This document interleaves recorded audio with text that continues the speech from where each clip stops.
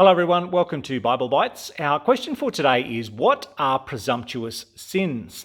This is a really good question because a lot of Christians actually haven't heard the term presumptuous sins, so it's a really good topic to present in a video format.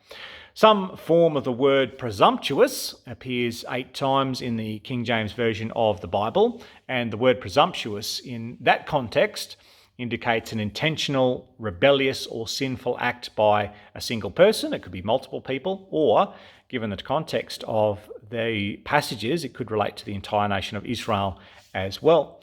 But the phrase presumptuous sins as a whole is found only once in the King James Version of the Bible, and it's in Psalm 19 verses 12 to 13, which read as follows: "Who can understand his errors? Cleanse me from secret faults. Keep back your servant also from presumptuous sins. Let them not have dominion over me. Then I shall be blameless, and I shall be innocent of great transgression."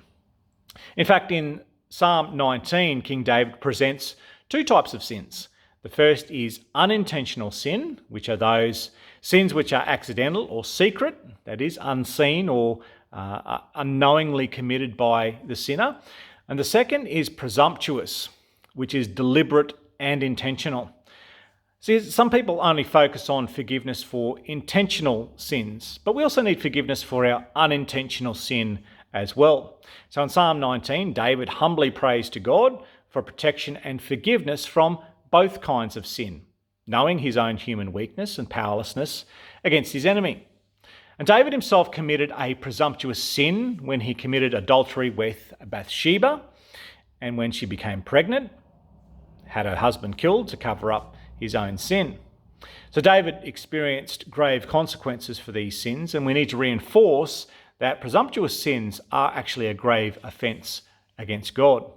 Numbers 15:30 says this: "But the person who does anything presumptuously, whether he is native born or a stranger, that one brings reproach on the Lord, and he shall be cut off from among his people."